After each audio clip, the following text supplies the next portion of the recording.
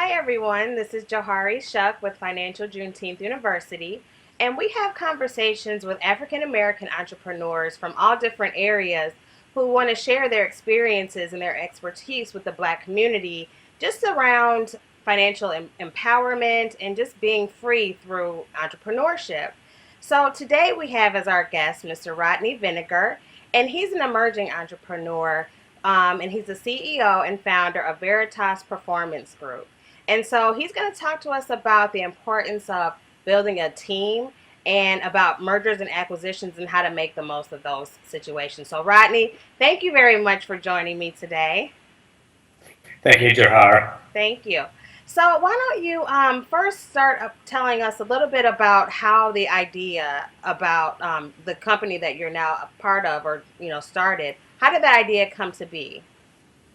Well, actually, it evolved over time. Originally, back in December, I had transitioned from a merger from a company that we had fixed and kind of did the merger to actually move on for a private equity group. And as part of that, I had a severance package that was pretty rich, so that allowed me some time to explore some different opportunities. Originally, I spent 3 months actually exploring bourbon distilling and went to a number of distilleries in Kentucky, which is where I'm based at, and started to get an understanding of the whole distilling process, what it entailed, the capital that was required, so on and so forth.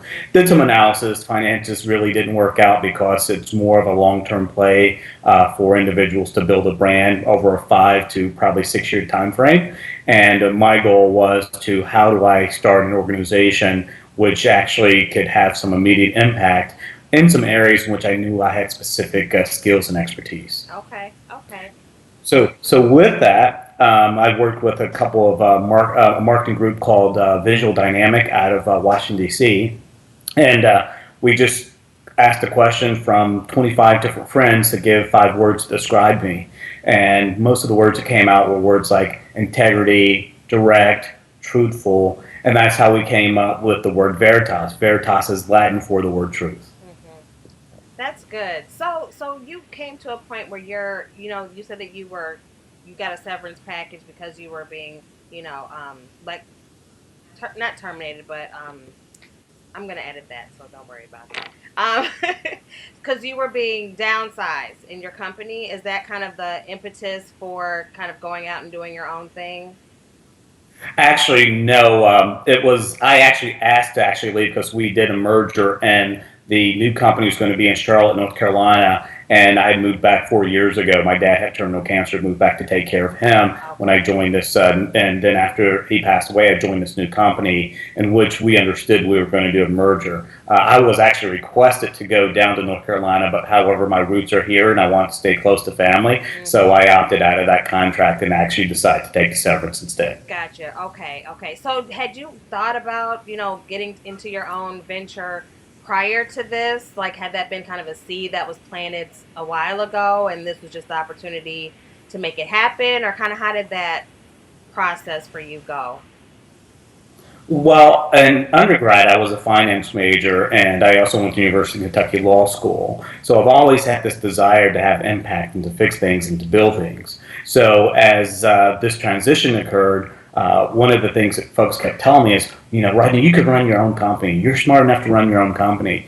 And as folks tell you that, because I was the chief human resource officer, so the next level for me, there's no next level except the CEO role, right? So my goal was I want to continue to develop and continue to learn. So how do you do that? You can either try to become the CEO of some other company, which I didn't have the experience to go do, or start my own company, become my own CEO. So Mm-hmm. that was my goal, to become kind of my own CEO and to actually have a lot more autonomy in terms of my own decision making and what I prioritize in life versus it being prioritized by someone else. Okay, okay. Now, it sounds like you've had a lot of like transferable skills that you were able to take from when you were kind of in corporate America that have helped you with this new venture that you have. So what are some of the things that you feel helped you the most that you were able to take from, working for someone else to working for yourself? Yeah, I think the biggest thing that you actually learn when you're in corporate America is how to manage politics and how to manage customers and how to actually get things done through a system. I think as you manage that and you learn that, and you also learn how to motivate and lead people to get things done because you can't do it all on your own, I think those are really good skills that are necessary for you to be a successful entrepreneur, as well as one, understanding clients, and two, is being able to help people understand what you're doing and how you add value. That's how you actually engage your team as well. Okay. So now, as an emerging entrepreneur, like you're in the stages where you're actually building the pieces that go to this, like to make this happen. So what are some of the pieces that you've had to put together in order to get this thing launched?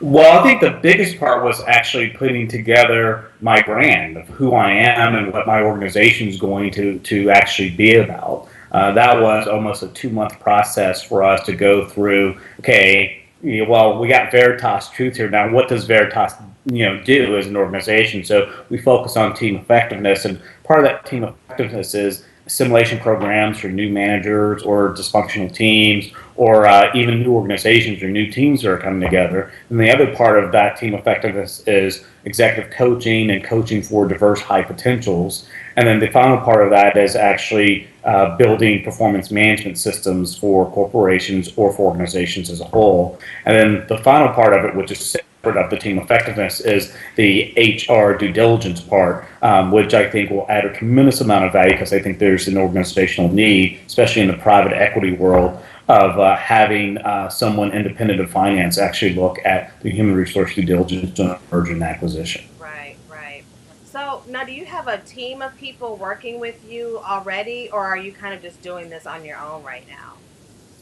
I'm doing it on my own, but the good news is I have a broad enough network that I've actually networked with several other consultants as well as several other organizations. One is Black Book HR, which is a company out of Cincinnati ran by Chris Powell, who's the CEO, and the other one is the Oliver Group, which is out of Louisville. So I've partnered with other organizations to actually provide me support, as well as have a number of other contacts in case I get that large contract that I know I'm going to get, right, to assist me in actually moving this organization forward. Oh, okay, okay. So basically, the areas that you are not an expertise in, then you would reach out to these other entities to kind of help fill that need for you.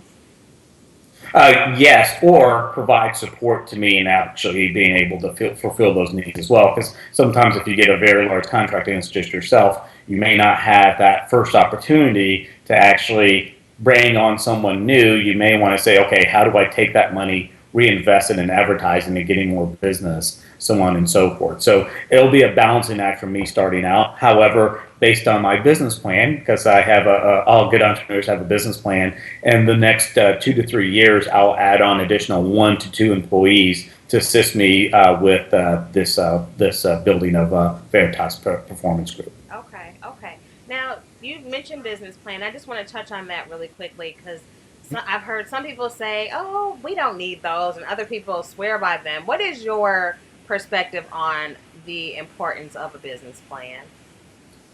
Well, it's kind of like life, right? Most people that accomplish things in life actually have goals, and they set something or they set a vision for where they want to go. Business plan is setting a vision for where you want to go. And once you set that vision, it actually gives you. I'm motivated by goals. So for me, because I'm a competitive person and I like competition, okay, if I set a goal of, let's say, $200,000 in my first year of revenue, which is the goal that I set for myself, and that's from, I actually just launched July 1st. So I'm in the infancy of actually building my business, which is, it's a great time, but it's a busy time. Mm-hmm. So when I look at that and I say, hey, I want to grow $200,000 in my first full year from July 1st to June 31st. Well, as I get close to next year, I'm going to be looking at that number and saying, am I close? Am I far off? What do I need to achieve that goal? And by the way, I'm going to try to actually beat that dollar amount that I actually sent out for myself. That's my personal goal. So I think you have to have those in order to be successful as an entrepreneur, because you wouldn't go out and shoot from the hip in terms of you're investing your money, right? You wouldn't just go like, oh, let me just go buy stock A or stock B. Right. You wouldn't invest that way, so why would you build a business that way? Mm-hmm. So you mentioned that you're building, the pieces, and this is a busy time for you. So what are some of the things that you've had to do during this period that is going to help you, get set up for when you're a little bit further along the road? Well, the biggest thing I'm working on is right now is networking. I mean, I've actually had events between this week. I was in New York last week meeting with a private equity firm, having a discussion about my organization and the value that we can actually bring to them. And then I've actually been working the phones and the emails this week as well, just following up with people to make sure that they understood what I communicated as an organization and reinforcing the value that we can add, as well as just maintaining those contacts in terms of, hey, if the opportunity's not now, it's the opportunity later. And making sure that Veritas Performance Group is on top of mind. Last night I was actually at a baseball game. I was sitting down with the CEO and some minor league team. I was sitting down with the CEO and we were talking, and I just said, look, you may not be able to afford the things I can go do, but you do a lot of ads there. You guys give shout outs to people at the baseball game. It's something we can do. So as an entrepreneur, you also have to be thoughtful in terms of, hey, someone may not be able to afford your services, but is there something you can barter that will actually allow you to get additional visibility, but also will help them meet their needs as well? Yeah, and I think that's important because all of this is about resources when you're launching something new, and you have to maximize that. And I don't think that people might not realize the different ways to accomplish things with a little bit of resources to get the ball rolling. So I'm glad that you mentioned the importance of kind of doing some things to kind of negotiate getting certain things done. So why don't we start talking about your business? So what type of clients are you seeking out? Well, my clients are going to be, I call it mid-market clients. So it's going to be clients which are about $500 million dollars in revenue and less. Typically, I prefer businesses. However, I have worked with government entities as well as nonprofits. So those are the types of organizations that I'm trying to target. As I look at like team effectiveness, I'm really targeting new managers or new leaders or promoted leaders, as well as new teams that are working on projects. And we have actually a program called VPG Accelerate. And what that does is typically for most leaders, when you join a new team, it's going to take you some time to get to know your people and for the people to get to know you and for you to develop a rhythm. Well, VPG Accelerate actually helps you condense that to a much smaller time frame, typically between a 30 and 60-day time frame, to get all of that stuff out of the way so your team can focus on getting to the results and getting aligned around how they're going to behave together and work together effectively to move forward. So that's one aspect of it. The other aspect of it is executive coaching, especially for diverse individuals or diverse leaders and high potentials. And I always say to folks, what's better than a diverse coach who's actually been successful in large organizations to help you and assist you be successful in large organizations as well. On the other aspect of that, I would also do team coaching as well. I prefer team coaching actually over individual executive coaching, and there's a reason behind that is I think when you're working with an individual, what happens is you get all the feedback from that individual. When you're working with a team, you get the whole dynamics of the team, and you can actually help them fix those dynamics versus fixing some of the dynamics of the individual themselves. Mm-hmm. And then around performance management, I have so many mid-sized organizations that just don't have good feedback mechanisms. When I say performance management, first thing people say, oh, they're going to write me up and tell me how bad I did this year. No, it's really about telling you how well you're doing or where your opportunity areas are, and actually helps the organization to align the individuals around what they want to accomplish for that full year or 2 years, however you want to set the goals and objectives for. So it's really its process and the processes that actually allow organizations to be successful. Then on the HR due diligence side, which I think is very unique, I've not heard of anyone doing it in the marketplace yet, but it's offering to like private equity groups. I wouldn't do it for public offering, but would do it for private equity groups where they would go in and buy a company for $100 million, $200 million. I would help them assess the talent of that organization, as well as deal with all the cost analysis with policies, procedures, benefits, payroll integration if you have to do any payroll integration, workers' compensation. So how do you integrate all those things? Because if you look at your costs for most organizations, it's labor costs, it's benefits costs, and typically it's your cost of your insurances that actually drive your overall expenses. So you have someone like myself, just not a finance person, looking at that, because every time you make one of those decisions, it actually has an impact on people. And I think the advantage that I add over finance person is understand how decisions actually impact people. Hmm. And all these things that you're saying, it sounds to me that you have picked up from your previous, life in corporate America, that there are issues that organizations come across that hinder their ability to be as productive as they can. And so basically, you've identified a problem and you have addressed it through Veritas. So, what are some of the issues that you think people or organizations, rather, have come up with that have created the need for Veritas?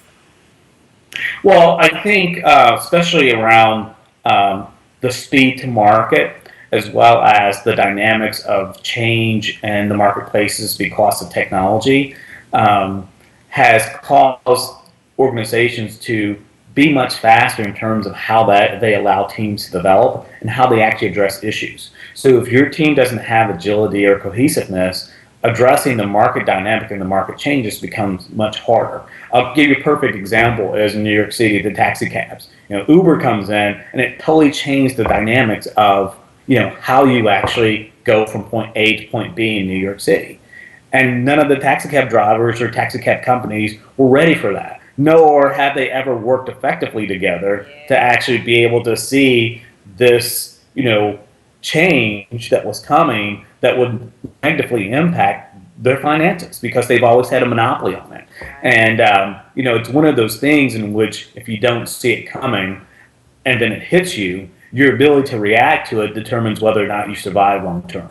That's true. That's true. Now, do you help with like like what? Well, let me ask this: what role do you play in that? So, if you're having a new client, how does that initial conversation work? Where if that's an issue that they're having, where they've come up across something that they were not expecting, how could you play a role in that situation for them? Well, the first thing I always ask the client is, what do you want your results to be? What do you want the outcome to be? Because I think a lot of times people go, just go and fix it. Well, you can fix anything, but is it going to be effective on the outside? And how do we measure those results? So, for example, if you have a brand new team that you're using to develop a product, and you're pulling them from 5 different divisions, 5 different groups, and you want them to get cohesively together and to work effectively together, I'm going to say, okay, so do you want to get this accomplished in 6 months or a year? Okay, so you want to get accomplished in a year, 6 months. Okay, what are some of the key competencies or dynamics that needs to be a part of this team? Okay, they have to be very collaborative. They have to be sales oriented. They have to understand, how to allocate resources and costs effectively. Okay, that's great. So then I can develop a simulation program that will actually help them achieve those goals and those objectives. Because when we action plan at the end of the day, from the team having the conversations about, okay, what works, what doesn't work, what's effective, what should we continue to do, what are going to be our obstacles, and how we're going to overcome those. As a facilitator, that would allow me to actually help them get to that end result and that timeline. So that's how it would actually work in terms of initial conversation with the Hmm. client. Okay, okay. Now, does it take a certain amount of time from your experience to, because a lot of people are protective of their organizations, and if they're not performing a certain way, then they might feel kind of just protective about people that they let in to be privy to that information that there needs to be improvements or anything like that. So, do you think that there is like some time that you build in to like build a relationship so that the potential client is feeling more comfortable about giving you access to information to kind of help them do better? Yeah, and actually, I just told you the biggest part of what I've been doing lately has been the networking and building the networks. And it's funny, I was talking to a friend, and he's like, well, why don't you just use the people that you currently have and you currently know, and that's how you're going to get your business? I said, no, I need to start this process now because I can always go to my friends and get business. Right. That stuff will come easy. The hard part is once they have gone through whatever process they have and have spent the dollars they can spend, then I have to get to the other folks. Well, I need to start that process now so I can move along quickly. And to hit that $200,000 goal, I'm going to have to make sure that I have built a pipeline of clients. So you're spot on in terms of you need to start building those relationships now. People feeling comfortable with you, understanding your bio, understanding how you interact with people. And most importantly, I think the most important job as a consultant that a lot of consultants don't do is they talk more than they listen, and you really have to listen more than you talk. Yeah, yeah, you do. Now, when you're, in how do you even go about, seeking out the people that you feel that you need to start building those relationships with? Do you go to conferences and end up in those spaces, or how do you, negotiate that, especially during this time? So I know this is like a critical time for you to do that Mm-hmm. stuff. Yeah, well, it's a combination. It's a combination of people that I know that know other people. It's a combination of working with different chambers, and some chambers are actually referring me to different companies and different organizations. So I've sat down with them to do that. It's attending conference next week. I'll be at the Minority Business Expo in Lexington, Kentucky. So I'll be, showcasing my business there and getting my pitch to organizations there. Then from a private equity perspective, those guys are really hard to get in touch with. So I basically went through Google, got a whole list of all the private equity companies in New York City because that's one of the areas I focus on, and just started writing down names and phone numbers. And I'm going through that whole process of calling folks. So it's intense. Like I said, you have to work hard, but there's many mechanisms which you can develop your business, leverage them all. I actually just called someone at the Small Business Association in Washington, D.C. Today as well, trying to pick her brain in terms of what are some government contracts I could actually do as well. Because it's also important for you not to just focus on businesses, because there's things in which I do around team effectiveness that can help any organization, whether it's for profit, whether it's a governmental organization, or whether it's even a non-for-profit organization. Okay, okay. So you talked about the chamber and how you're using that to kind of help you get into certain spaces. Can you elaborate on that a little bit more? Because I've heard of chambers of commerce. I don't really know what they do. And so maybe you can shed some light on that for me and for our watchers. Yeah, well, I'm from a small town in Georgetown, Kentucky, so I actually know the guy who actually runs the chamber, Okay. and we're actually doing an introduction for me, I think the midweek of August, in which I get to introduce myself and introduce my business to all the other chamber members and what my business is about. So that's one way the chamber functions. I'm also close to Lexington, Kentucky, and they actually have a focus area around minority business and minority business growth.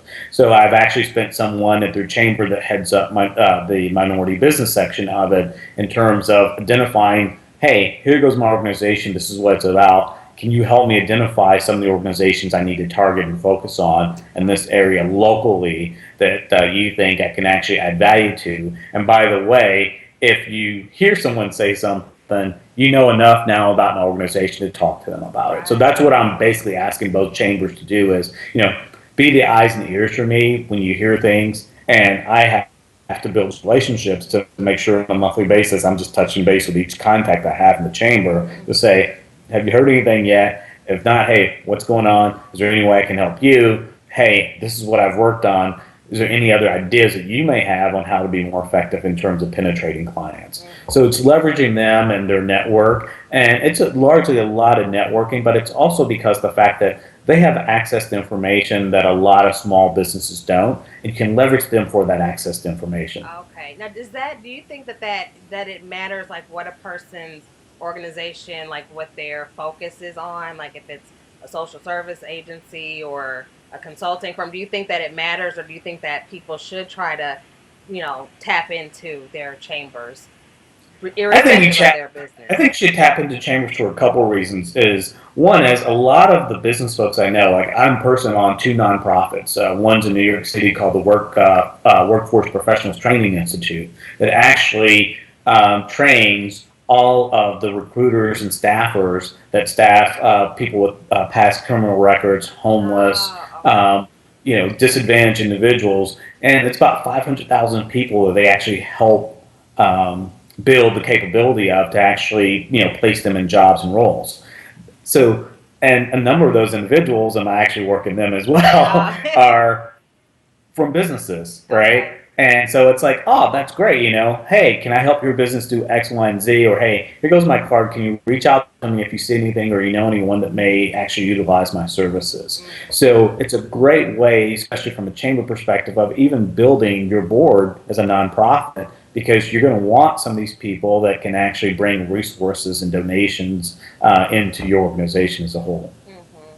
Now, how do you figure out like how do you put price on your gifts and skills and talents when it comes to like, setting pricing for your clients? How do you do that? Well, I think you look at the marketplace, and I think I offer some unique offerings relatively compared to some of the other consultants that are actually out there. But it's more for me the assessment of what does the organization need and how much time it's going to take. If something's going to take a week, I'm going to process a lot. I'm going to cost it out a lot higher than if something's taking a day or two. Okay. And you also have to cost in the fact that that client's probably going to call you after you've even completed the task. So you need to cost that in too because that's how it's supposed to be. You're supposed to do a follow up, but then typically you build some type of relationship and you want to maintain that relationship. So someone calls me and says, "Hey, Rodney, I got an employee relations issue," even though that's not my focus area, and they know that I'm an HR expert. I may just spend that 15, 20 minutes or maybe even 30 minutes talking them through that particular issue, just because I know it's going to maintain the relationship and maybe build future business for me. Okay. Okay. So, and I've asked people this before, do you have to, like, since you're just getting started, do you have to kind of do some things that you don't necessarily want to do to get to the level that you want to get to, or maybe, charge a little bit less than you want to get clients? Like, do you have to deal with any of that stuff? Well, I think that I'm charging based on geography right now. So New York City, it's a much different dynamic than in the state of Kentucky. It's not necessarily always been an investment. So it's how do I get people to test the waters in Kentucky versus New York City? They've always done some of these things that we've done. So it's how do I get people to test the waters in the state of Kentucky? Well, you do that through price sometimes, and then you show what your value is, and then you can increase your price over time based on the value that you actually add. Okay.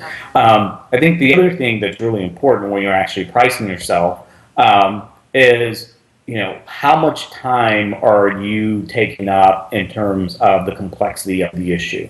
The more complex the issue, the higher you should be charging from a cost perspective. The less complex the issue, if it's routine. So, for example, if you told me, "Hey, Rodney, I want you to do 5 VPG accelerates," I'm probably going to give you a discount for those 5 that I do because I've already got the program in place. I already know how to go do it. If you said, "Hey, Rodney, I want you to create a specific coaching segment for all of my diverse high potentials," well, I don't have a canned program for that, so I'm going to have to develop something from the ground up. So I'm going to charge you more for developing a specialized project for you. Okay. Now, do you like have time? Like, how much time do you spend in the beginning phases, like gathering information about the organization? Because it's like a fact finding at first. You can't just go in there and say this is what you need to do because you have to assess the climate, the culture, and things like that. How long does that process take for you? Well, I see my sales transaction period being about a 2 to 3 month time frame. So it's from day one to probably about 60 or 90 is when you're going to actually get the business. So that's where the relationships are really important for you in terms of moving your organization forward, but it's also important in terms of when you identify a client to when you actually can probably close on some business. Because you Okay. have to build a relationship, then you have to come in and present, and once you present, you have to actually deliver. And they may not even say, "Hey, this may not be the right timing." So you've got to go back full circle again with another client. So for me right now, the biggest challenge is juggling a number of different prospective clients and then focusing in on those that actually have a need or have articulated that they wanted a need, or me figuring out, well, this may be, I may have to go another way to get that organization to see if they actually have a need. Okay. And that's the hard part, I think, in this business is what you said. Most CEOs and most people that own their own organizations do not believe that they have any challenges or any issues. It's so funny because I ran into a guy last week and he owns a fairly large insurance business and he's done 9 acquisitions of other small insurance businesses. And I was talking to him about a couple of things. He goes, "Well, I've already done 9 of these successfully." And I'm like, okay, that's great. I'm not going to have that conversation with you right now, but I am going to invite him and his wife to dinner, and I'm going to sit down and have a conversation about, okay, well, how long does it typically take for that team to assimilate or get used to how you do business? Okay, now what if we took that from 6 months down to 3 months? What more value would you get out of that? How much more revenue would that drive to your business? Those are the kind of conversations and objections you have to overcome. But it's typically what you said. Most CEOs are like, well, hey, I've been running this business. We're hitting our numbers. What's the big deal? Yeah. Well, there's nothing wrong here. Not understanding that they have high turnover numbers. People are posting stuff on Facebook about them or how horrible the company's ran. You become oblivious to that because you start believing your own hype. Right. And every CEO needs someone that's their confidant. And if you go to vpgexcel.com, you will see 2 testimonials. One's from Black Book HR CEO Chris Powell. The other one's from Mary Zappone, who was their CEO for Recovery Care, and they will talk about the fact of how I coach and how I have developed people and how I have courage to be able to give those CEOs the type of feedback they need to be successful. And that's why Veritas, coming back full circle, Veritas is so important as a name because it comes back to truth, and that's kind of how I do business. Yeah, yeah, that's good. Now I want to switch gears a little bit because the other day we had a good conversation, I think, about just the notion of entrepreneurship in the Black community and how important it is and things like that. Can you talk about um, what you believe to be the importance of African Americans being in places where we're doing things for ourselves? Yeah, it's funny because I think there's some historic values to it, and it doesn't meet everybody's not saying historic value. I always say the playing field's never even for everyone, right? So you have to think through what the playing field was. Both of my parents, actually both graduate from high school. Neither were able to go on to college. So their biggest thing for their kids was going to college. It was never about starting your own business. It was Right. always about go to college, get your degree, go work for someone. And as I've learned, as if I've grown a little bit older and I have kids myself, it's come down to, whoa, okay, that's a great idea, but all my buddies who made some really good money own their own business, right? They've done something for themselves or built something for themselves. So as you look at that dichotomy and you actually look in terms of the diversity numbers in terms of CEOs, high-level managers, even in private equity, the number of African Americans that are actually shakers and movers there isn't all that high. So sometimes in life, and I always say sometimes in life, you get this epiphany that, well, maybe we're not there because we're not building things that actually we own and we're building it for someone else. Why don't we build it for ourselves? And to me, is the biggest aspect of freedom is owning your own business because you get to determine how much money you make. You get to determine, how much effort you give. You can determine whether or not you want to go to your kid's ball game or not, your boss because he wants Right. to schedule 6 o'clock meeting. Hmm. So it's those types of activities that I think is important to the Black community. But most importantly is I think it will empower the Black community to do more for itself. And it will empower the Black community from a crime perspective because we know there's a huge correlation between economic status and crime, right? I mean, that's a given. So if you build some businesses and you actually help people, grow, and you help the African American community grow, then that's going to allow us to have some economic power to one, better impact our political situation, better impact our social situation, better impact kids and how they actually visualize what possibilities are in life. Everybody can't be a basketball player. I mean, that's reality. Everybody can't be the top football player. That's reality. So what you have to think about is, hey, if I'm average Joe, how can I, as average Joe, have an impact on the African American community and also have an impact for my kids and my family? Well, you do that by having your own business. Hmm. Hmm. Do you ever see yourself at some point, or maybe you are already, like talking to younger people about these type of things? Because these are messages that you just said that we're not getting. All of our parents told us to go to college and get a degree. And so we have to have a different mindset, because what's going on these days is really not a good situation. And so Right. a lot of these messages aren't being communicated. Do you see yourself being involved in that down the line, or do you do any of that now? I do some of that now. We actually have a group here called the Ed Davis Learning Center in the Ed Davis community. It's an area that I actually originally grew up in. It's a mostly minority area. It has changed a little bit now. We actually have some Eastern European influence there in that area. But it's one of those things in which I always make it a point to, when I talk to a kid, talk about, hey, how do you get your education? Because education is an important foundation to have when you go into business, whatever it may be. But then, okay, what do you want to do afterwards? My son just turned 17 on July 17th, and he and I were having a great conversation. We were talking about schools and stuff, and I told him, I said, you know what? I said, if you don't want to just go to school and you want to start your own business, I was like, I'd rather give you that money to start your own business and know that you're passionate about it than for you to be stuck on going to school and you may not necessarily be as passionate about it. And he's a really smart kid, so I know he can learn on his own, and I know he's capable of learning on his own, but he's got to make that decision, school, entrepreneur, what do you want to go do? But I threw that out there to him because he was coming from that same thought process, which I had, which is, I've got to go to school. I've got to go get me 2 or 3 degrees in order for me to be successful. And I'm trying to help him understand that that's not necessarily the case now. It's, okay, what skills do you have now that you can build upon, that you think you can build a business on? And there's so many ways to self-educate. I mean, you can learn whatever you want to learn. So there's really, Boyce talks about this all the time. About the amount of money that it costs for us to go to school now. And so, Mm-hmm. like, should this money be, redirected in some way? And you just touched on that. And I think that's important, for us to kind of shift the way that we're thinking about just how we make it, because we do need to have more control over our destinies, and entrepreneurship is definitely the way to make that happen. There's something else that you talked about that I wanted to touch on. You were saying how, like, you have friends who have their own businesses.